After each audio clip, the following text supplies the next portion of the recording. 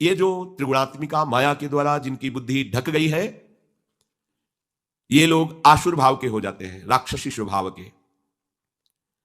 ये मेरा आश्रय नहीं लेते, ये महान नीच कर्मों में ही सुख की खोज करते रहते हैं। पाप कर्मों में स्वाभाविक इनकी रुचि होती है। ऐसे मूढ़ मनुष्य मेरी शरण में नहीं होते। भगवान कह रहे हैं, मेरी शरणगत, मेरे चरणारविंद का आश्रयगत जो भाव तुम्हारे अंदर आएगा तो तुम समस्त माया के प्रभाव से तर जाओगे। पर क्यों नहीं आते सब लोग? जब इतना आनंद का मार्ग है, इसीलिए नहीं आते कि उनकी बुद्धि अपहृत हो गई है, माया ने आसक्त कर लिया है।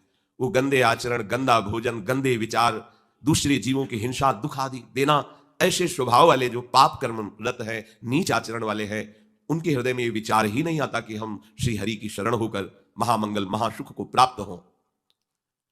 उनको ये सार असार का ज्ञान नहीं होता, नित्य अनित्य का ज्ञान नहीं होता। क्या ग्राह्य है, क्या त्याज्य है, क्या विधि है, क्या निषेध है, क्या करना चाहिए, क्या नहीं करना चाहिए, बिल्कुल ज्ञान नहीं है। वो अपरिहित ज्ञान वाले हैं, उनकी बुद्धि को माया ने आसक्त कर लिया है। तो क्या इनका कभी उद्धार नहीं होगा? जो भगवान से विमुख हैं, पाप कर्म में रत हैं, क्या इनके उद्धार के लिए कोई चांस नहीं है? यहां भगवान का ये कहने का मतलब नहीं है। कहने का भाव है कि ये लोग आते ही नहीं है हमारी शरण में, हम तो इनका भी स्वागत करेंगे, क्योंकि मेरे ही तो बच्चे हैं ना, गलत मार्ग में चले गए हैं तो मेरे ना, पर ये स्वीकार कर ले कि मैं प्रभु का हूं। ये कई परिस्थितियों में कभी कभी ऐसे दुराचारी पापाचारी जनों का भगवान के चरणों में समर्पण हो जाता है। कभी ऐसी परिस्थिति आती है कि कोई उसका साथ नहीं देता, हर जगह उसको ठोकर मिलती है, हर जगह अशांति। जिसके लिए उसने जीवन समर्पित करके ऐसे पापाचरण किए, उन्हीं के द्वारा उसको दुत्कार, तिरस्कार, धोखा मिलता है। तो उसका हृदय पुकार उठता है कि अगर कोई ईश्वर है तो मुझे स्वीकार करे। या किसी भगवत प्रेमी महात्मा का उसने अनादर कर दिया, क्योंकि हिंसा स्वभाव वाला है, पाप कर्म में रुचि रखने वाला, श्रद्धा तो रखेगा नहीं संतों के प्रति। कोई ऐसा जो भगवत प्रेमी महात्मा है, उसका अनादर कर दिया, उसका अपमान कर दिया, और उनकी दृष्टि उस पर पड़ी और उनको दया गई उसकी दशा पर, और उन्होंने भगवान से प्रार्थना कर दिया, तो भगवान उसको क्षमा करके संभाल लेंगे, क्षमा कर देंगे। देखो, मुनिनकर क्रोधो मुक्तिदातार।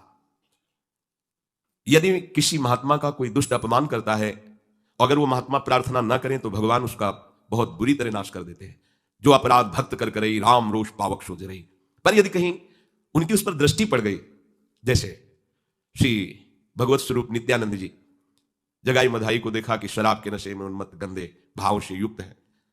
ठाकुर हरिदास जी से कहा कि महाप्रभु ने आदेश किया है कि नाम जगत मंगल करने वाला है, इनको नाम का उपदेश किया जाए। देख रहे हो, वैसे ही गाली बक रहे हैं, मदिरा में उन्मत्त है, इनको नाम नहीं, ये विशेष अधिकारी है, इनको तो नाम सुनाना चाहिए। समीप गए और कृष्ण नाम की जय घोष की, वैसे ही नशे में थे वो। देखा पास में एक मिट्टी का पका हुआ घड़ा रखा था, उसी घड़े से प्रहार किया नित्यानंद महाप्रभु के। ये देखो भगवान की कृपा कैसे उदय होती है। नरक में भी इनको ठौर नहीं मिलता इनके ऐसे आचरण। और ये जो अपराध बना था, अवतारी महापुरुष हैं, भगवान के स्वरूप है श्री नित्यानंद जी। उनकी खोपड़ी से रक्त प्रहार होने लगा, मस्तक पर ऐसे मारा। महाप्रभु के पास सूचना पहुंची कि नाम उपदेश करने पर प्रहार किया गया उनके ऊपर। महाप्रभु करुणामूर्ति, प्रेमावतार श्री चैतन्य देव जी, हृदय प्रेम से डूबा, जिनका कहीं भी किंचन मात्र भी रोष आवेश नहीं, आज उनको रोष आ गया। अच्छा, मानो सुदर्शन का आवाहन कर रहे हो, आज इनका नाश करके छोड़ेंगे। ये हमारे प्राण प्रिय नित्यानंद जी को दुख दिया।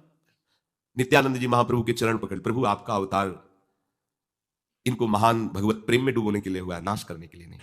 प्रभु आप ऐसा ना करें, आप कृपा सिंधु, आप कृपा करें। उनको महाभागवत बना दिया, गंगा में खड़े करके सारे पाप ले लिए महाप्रभु चैतन्य देव। बड़ा विस्तार से कथा चरित्र है, आप विचार कीजिए, क्या इनका कभी कल्याण हो सकता था? लेकिन कैसा संयोग बना, पूजा नहीं की, प्रणाम नहीं किया, हाथ नहीं जोड़े, खोपड़ी फोड़ दी। यह है महापुरुषों का प्रभाव। कैसे भी यही महानता है संतों की, जिन्होंने उनका अमंगल किया, जिन्होंने निंदा की, जिन्होंने मारा, उनको परम पद प्रदान किया संतों ने। मुनिन कर क्रोधो मुक्तिदाता। पर ऐसा नहीं करना चाहिए कि महात्मा की खोपड़ी फोड़ देंगे तो परम पद मिल ही जाएगा।